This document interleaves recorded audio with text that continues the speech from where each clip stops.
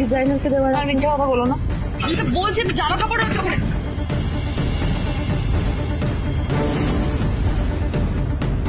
আপনি বলুন তো আপনার হ্যালো বন্ধুরা, আপনারা কি তৈরি আজকের সবচেয়ে বড় ধামাকার জন্য?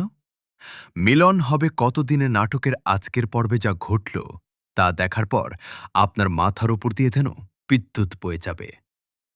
ভালোবাসা দিবসের উৎসবের মাঝেই একই কাণ্ড। একদিকে গয়নার ব্যাগ চুরির নাটক, আর অন্যদিকে ময়নাঙ্কের পাসপোর্ট নিয়ে এক ভয়ঙ্কর সত্য কি সামনে আসতে চলেছে। চলুন প্রতিটি দৃশ্য ধরে আমরা আজ গভীর আলোচনায় নামি। ১. ভ্যালেন্টাইন্স ডের উৎসবে বিশৃঙ্খলা। আজকের এপিসোডটি শুরু হয়েছিল অত্যন্ত রোম্যান্টিক এবং উৎসবমুখর পরিবেশে। বাড়ির সবাই সাজসজ্জা নিয়ে ব্যস্ত ছিল, কিন্তু হঠাৎ করেই একটি হলুদ স্যুটকেসকে কেন্দ্র করে শুরু হয় চরম নাটকীয়তা। স্যুটকেসটি থেকে জামাকাপড় বের করে সানির সামনে যখন ছুঁড়ে ফেলা হয়, তখন বাড়ির বড়রা সবাই হতবাক হয়ে যান।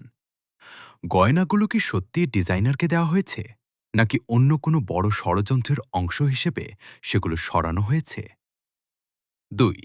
ময়নাঙ্কের রহস্যময় পাসপোর্ট।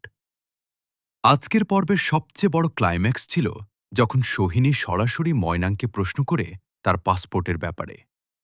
সোহিনী অত্যন্ত দৃঢ় কণ্ঠে জিজ্ঞেস করে, আপনি বলুন তো, আপনার পাসপোর্টটা আপনি ছাড়া আর কে জানে?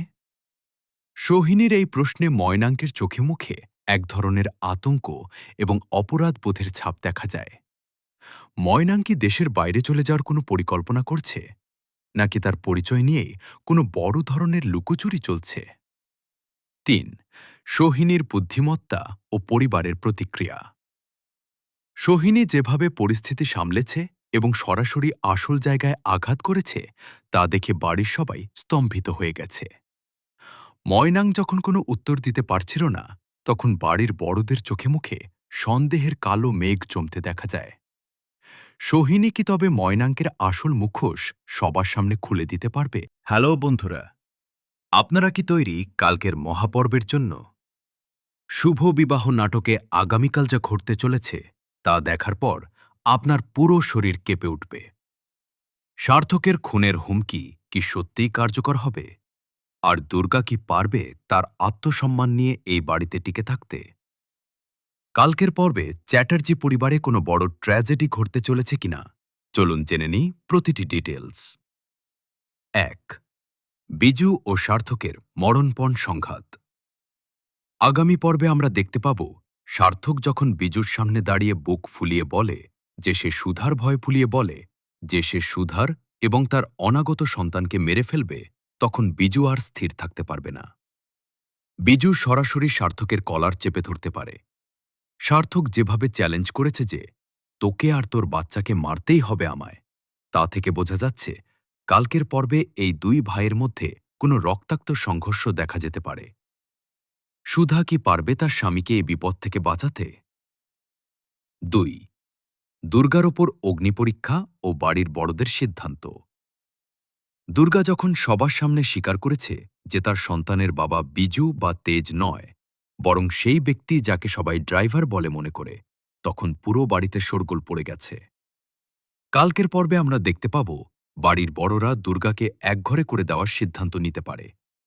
বিজু যখন দুর্গাকে ছবিগুলো দেখিয়ে প্রশ্ন করেছিল যে এগুলো সত্যি কিনা, তখন দুর্গার উত্তর সবাইকে স্তব্ধ করে দিয়েছিল। কিন্তু কালকের পর্বে কি দুর্গা এই ড্রাইভারের পরিচয় নিয়ে আরও কোনো বড় সত্য ফাঁস করবে? ৩. নকল তেজ বনাম আসল তেজ রহস্য। দুর্গা আজকের পর্বে সাফ জানিয়ে দিয়েছে যে এই বাড়িতে যে তেজ রয়েছে সে আসলে নকল।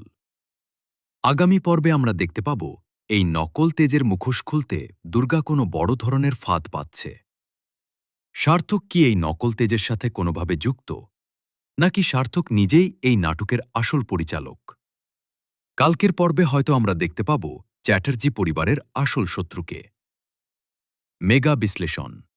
বন্ধুরা, চলুন একটু গভীরে যাওয়া যাক। সার্থকের কাছে সুধা